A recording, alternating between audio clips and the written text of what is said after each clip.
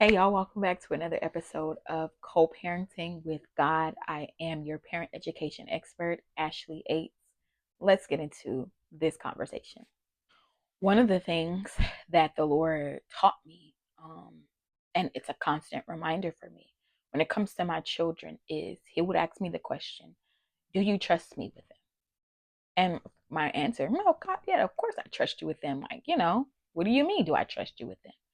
And he would say, no, Ashley, do you trust me with your children?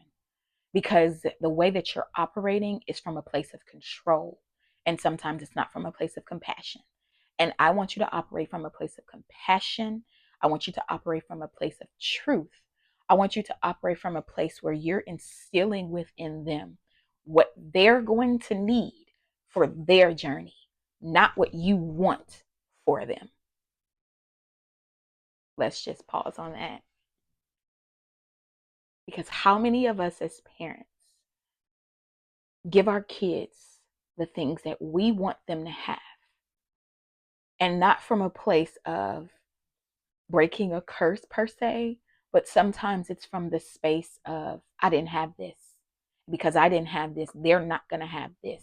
They're not going to not have whatever that thing is.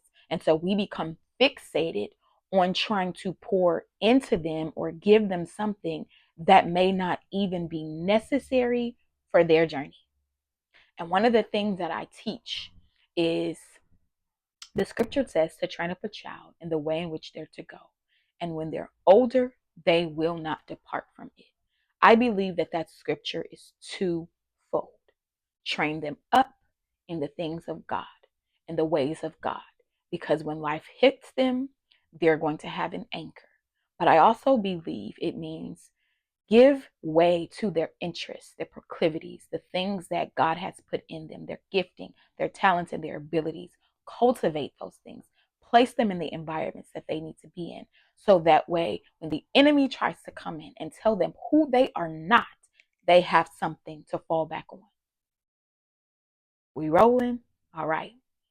Now I can say emphatically that in my childhood, I didn't receive that. But one thing that I did receive, and I'm eternally grateful to my mother for, was she placed me in the house of God. So then when I got older, here we are now, y'all, and I'm speaking to you all about my testimony. What God put in me, it's got to come out of me. And so I want you to hold on to that promise, even when it comes to your children, that what you're putting into them, even if you do not see it.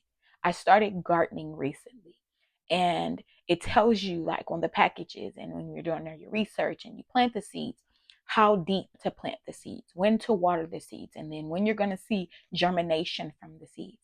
It's all a process. And so you plant the seed, and Paul says, one plants, another waters, but it's ultimately God who brings the increase. Allow God to increase what you've seeded. Y'all want to know something though that's even more beyond that? God gave us these seeds, our children. They are seeds given to us to steward. And so when we think about stewardship and we talk about stewardship, which we're going to get a lot into in our series, everything we have should be stewarded well.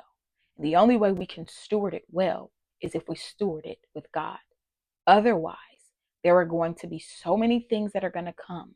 And if we're not anchored, it's going to blow us away. And that is no different than in our parenting journey.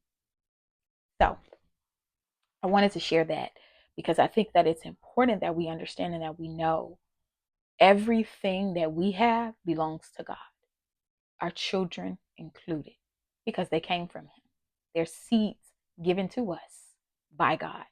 And what better partner than, yes, your husband, of course, is the father of your children, to help you steward this life than God. He's the best. And then we are just the rest. He's the best and we're the rest. And so that partnership with the Lord in our parenting is the most essential thing that could ever be. And I can only say this from experience. I'm still living it because as a parent, no matter how old your children are, 34, 54, you're always going to care for them. You're always going to want to give them wisdom, encouragement, rescue them. But at some point, we have to realize that we cannot be their God. We can't ever be their God. Let me make that clear.